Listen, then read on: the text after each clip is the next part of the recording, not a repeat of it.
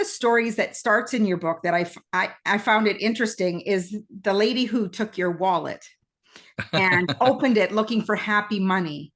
And Hmm. I would love for you to share a little bit of that story, but Hmm. also, I guess one of the things that also hits me, and I know I'm just going to jump back for a second, is how this opportunity came to you while just being in a playground with your daughter, and to remind us of how possibilities and opportunities can spark out of nowhere.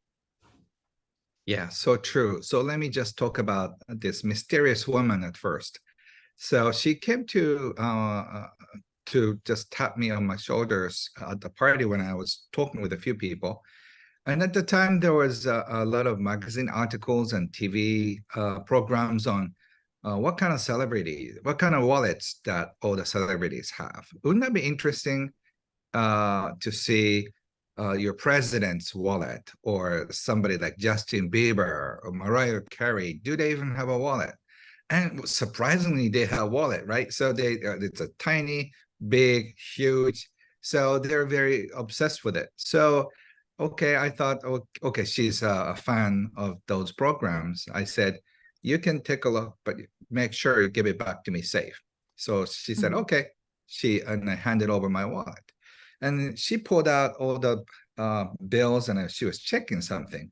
This is good. This is good. This is nice. And then she put them all back in and said, Ken, you passed the test. I said, what test? She said, all your money was smiling in your wallet. That means you must have made a lot of people happy and received this kind of money. So great, congratulations. You're just making everybody happy. And I said, what? And she said, I'm so sorry. I see things that other people don't see. So if I take a look at the wallet, I can tell what kind of person who she is or who he is. And she said, if you are taking advantage of other people and then get money, or if you're doing the work you don't like and then get money, your money is angry or crying in your wallet. And that was very surprising. And then after that, I kept thinking of all my friends. That guy definitely, has bad money, crime money. And Deborah, she must be having a smiling money, so I categorize my friends who have smiling money, and there are many, but who had unhappy smiling money. And it just shocked me. I think my job is to make all the money smile in the world. I love that. That's beautiful. And then I was thinking about, often people aren't carrying money in their wallet other than their debit cards these days. So how Yes. would we know if they have happy money, or should they make sure that they have some cash in their wallet so they can actually see if it's happy or not? Yeah, so in my seminar, I ask people to just, show me your wallet. And then a lot of people these days show their iPhones to me, because for certain countries, like in Japan and in Korea or in China and some European countries, they can do anything with iPhone. So I just say, in that case, just bring your iPhone and just go to your online bank account and then look at the numbers. And if that numbers make you smile, that's happy money. When Ah, numbers make you feel squeezed, that's right. unhappy money. So you can tell. Do you feel like your heart is opening up to the online bank account numbers, or you feel squeezed in? Even though it's the same amount of numbers, Right. the difference will be there. And not just waiting for payday to have that smile on your face when you look at your numbers. Yes, and also even if you get a payday, surprisingly, Right. Deborah seemed to be a very happy person. So you may not understand, a lot of people aren't happy because on the payday, they look at the number, like going, say, $3,000 or $2,500. Right. And the day of the payday, you can be happy, right? But day of the payday, that's like a doomsday. This is not enough. When Right. you feel the shortest, you're short squeezed Yeah. because you feel like this number would not help. So a lot of people get angry with the numbers they receive, which is Interesting. not really a happy attitude. But unfortunately, so many people are not happy on that payday. Right. And when I think about that, it's like when they look at that bank account when it's not happy, that they're Mhm. they're seeing that there's always never enough, that scarcity mindset. Right, right. Yes. So unfortunately, that a lot of us don't feel like it's not enough. And even if we just say, if I wish I had $100,000 in my bank account, and then the dream comes true one day in a few years, and then when you look at the numbers, this isn't good enough, and I need $500,000, Right. maybe $1 million, and then by the time you reach that goal, you feel like that's not enough because by the time you're surrounded by more wealthy people, they're having private jets and all that, so they feel Mhm. short again. So unless you know when is enough, how much is enough, how much is more than plenty, and unless you have the numbers in your head and in your heart, you suffer for the rest of your life. Well, I think that's a really important point that you make. It's the head and the heart have to be connected with the Yes. money, right? Because Mhm, mhm. you can always have that never enough mindset, but to get to that place where you can be satisfied and say, you know what, I'm actually doing really good, and Mhm. you can be able to enjoy it. So I'm going to jump back to the first question. I know I doubled you up there, Ken, at the beginning, Yes. but happy money came out of an inspiration from playing with your daughter at the playground. So I would love to Mhm. share with everyone how happy money was ignited. Okay, thank you for asking, Deborah. Uh, it's I feel so old. It's 24, 5 years ago.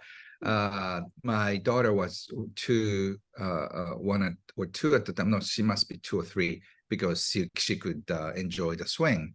That's her favorite thing. And then we probably spent an hour or 2 hours there. So we had a little snack and on the bench and looking at other kids playing. And there's a mom and her daughter came to the park, and then they were just enjoying a few swings, maybe like a minute or two. And her mom said, "Okay, it's time to go."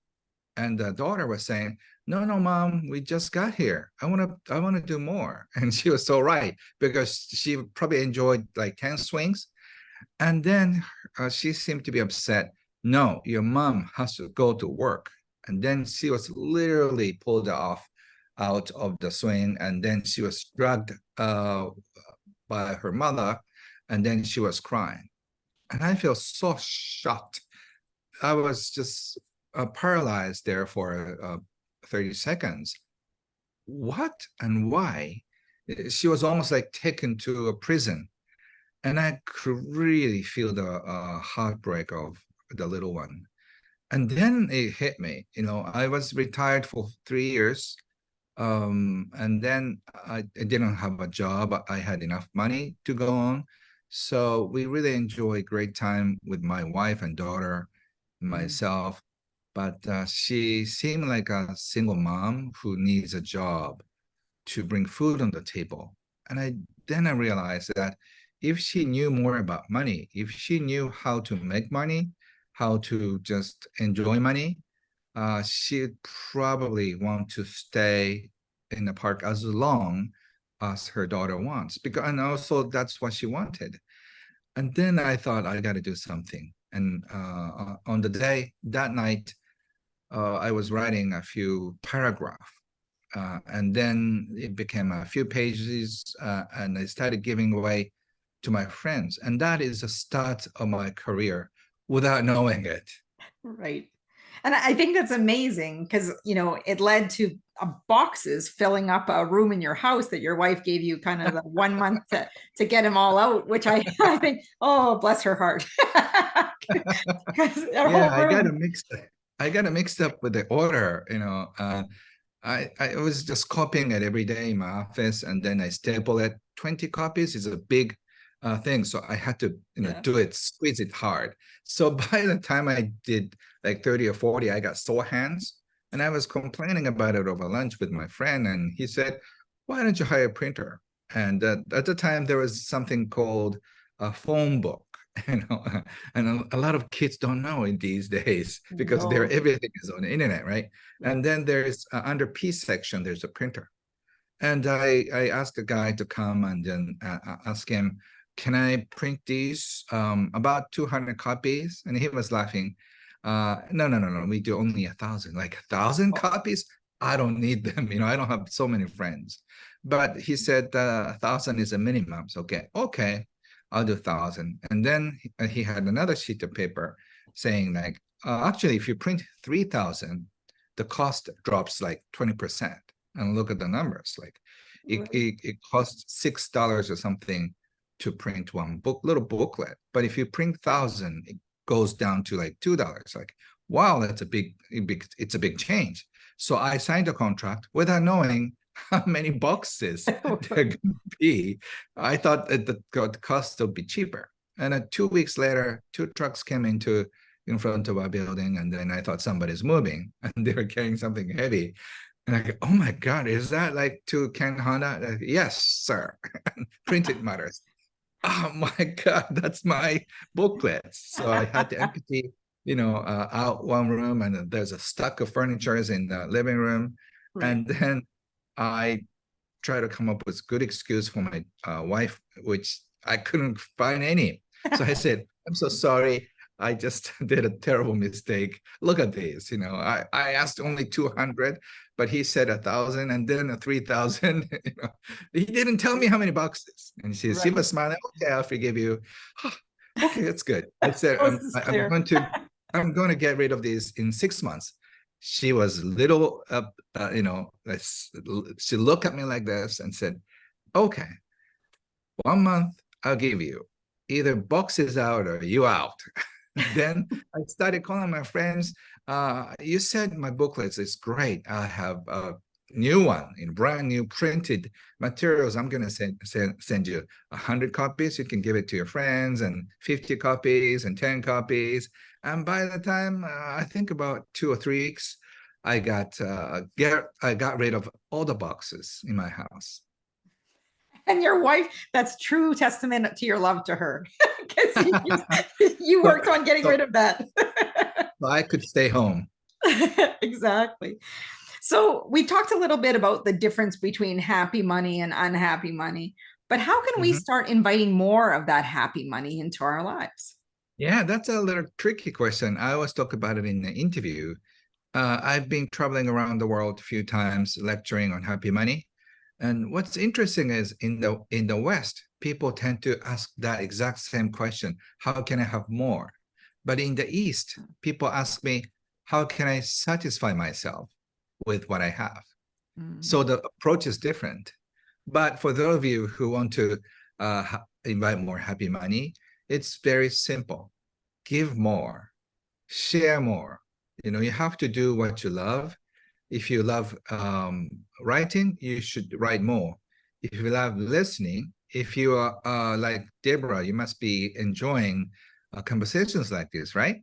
Oh, I get so excited. I can talk for hours. If you love interviews, do interviews more. So do what excites you more, and then you can have more impact to the world. And as a result, the more you receive. So the more you share, more you give, more you receive. It's so simple and so fair. And there's an energetic exchange with that money. Like what I'm hearing from you say, if you're doing more what you love, you're excited, you look forward in anticipation to the events that you do. And when you give, you have that gratitude to see the changes that you can make in people's lives. Last night I was at an event, and it was a fundraising event for a school to help provide scholarships. And she said, give what you can. And to the point that you feel good with that decision. And I was thinking about our interview today, and I was like, yeah, I picked a number and then I doubled it, just because I felt better with that number than I did with my initial number that came to my mind. And beautiful. thank Way you. to go. Thank you. And, I was watching the video and I've heard of some stories, but what really got me at the event is that they had some students from the school talking about their program, and one was an environmental technician. Watching her describe her passion and doing what she loves, I was like, that's what I want to contribute to. When it came time to the donation, and the donation part came after I had witnessed and been a part of this experience of someone's passion of doing what they love. So I completely agree with, hearing about doing more of the things that bring you much more joy. Yes, beautiful. Does having a happy money mindset actually promote prosperity? Or is it that we're just happy all the time and content, and that's just the satisfaction, but not necessarily bringing us to a place of prosperity? So there are two components. One is money IQ, the other is money EQ. You have to have both. Happy money talks about money EQ. At the same time, you have to have money IQ. So even if you're happy and do nothing and meditate, nothing happens. So with this mentality, you can go out in the world and help people and just do something that people love. And then the more love that you have for them, the more love and respect they have for you. So say if you want to be a writer, and if you're very excited about writing, just say I write a book and usually get paid about say $5,000 per book if you're writing a regular book, because the book royalties start with something like $5,000. Mm-hmm. And then if you write a good book and sell about 20,000 copies, you get say $20,000. And if you write a great book and sell 1,000,000 copies, you get $1 million in return. So it's how much you do, even if you're excited about it. If it's not helping people, and that means people don't buy books, and then you get only $5,000. So it's the attitude, and also you have to make sure that you're doing it right. I wrote a national bestseller in Japanese, do what you love and make sure money follows you. People are good at the first part, do what they love, great, play the guitar, write your blog and all that, but they forget to make sure that money follows them. So you have to make sure that what you do is to the core, that people love it. And then unless people love it, they don't pay money for it. So do what excites you the most, do what excites other people, and then they're so happy, they're so eager to join or come to your services, like restaurant, or if you're masseuse, there will be like 6 months wait, and then they're willing to pay more. Very interesting. Very interesting. When you talked about you were able to separate some of the people that who have unhappy and happy money, but do you have to be wealthy to have happy money? I know a few people who are not wealthy, but they have a happy attitude toward money. And I know other few who have a lot of money, but they don't have a happy money attitude. So it doesn't really matter how much money you have or how much money you make. It's about how you relate to money. But in general, if you relate to money well, more money will come. So they cannot stay poor. Because if their attitude is happy and positive about money and work, they get promoted. Whatever they do will be appreciated. So I think the most important thing is to have this abundant mentality, and then you can get out of this poverty. For those of you who are struggling right now, there are only two problems with money. You're making too little or spending too much. And you have to do both. You have to make more money, and also you have to spend less. By doing that, your attitude will shift, and then you can get out of this tough place in a matter of months. Interesting. So I was talking to some young people, young adults going to university, and It Mhm. was interesting the conversation that we had just about money and, the ability to go to school, find resources. And, the conversation was that sometimes when we're growing up, we have these messages that, money wasn't really talked about. Or as soon as people start talking about money, they just feel like everything's just gone over their head. And there's this fear of talking about it or Right. wanting to learn more for the fear of doing the wrong thing. In what ways can people shift their mindset to move toward more of the happy money than being afraid of the money? Great question, Deborah. I'm really enjoying this and happy to listen to your questions. They're great questions. Thank you. So, when you are thinking of money, what comes into your mind? I always ask this fun question. If money was an animal, what would it be? Mm, What interesting. is it for you, Deborah? For me, I think it would be like a bird, A actually. bird. A Oh, bird, what kind of bird? a hummingbird. That's the first thing that came to my Oh, mind, I guess. I was thinking of all different kinds of animals, but a huh? hummingbird because it's kind of feeding pollen into the flowers, and I know that their wings go very quickly, and they Nice. they can be decisive. They can be decisive with their That's choices, right? yes, that's a beautiful choice. Some people say it's a dog, could be a ferocious German Shepherd, could be a golden retriever, and a Okay. cat. And one of my friends said it's a cat. You know, I want to pet him or pet her, but Yeah. when I need him, I cannot find him. You know, Yeah. so yeah, so it could be scary, could be fun. You know, it's how you relate with money.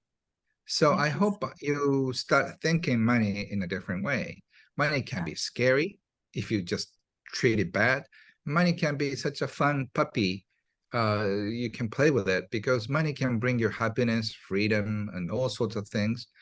So you have to start learning about money in a different way. So once your attitude changes, money will become a different thing. Right. Because one of the things you talk about in the book as well, and it made me think about the books that I have in my personal library, is that the type of books that are available to us when it comes to money, there's often the technical part, the investing, Right. things like Mhm. that, or how to get out of debt kind of money. But then the Right, biggest right. part is that psychology of money. Mhm.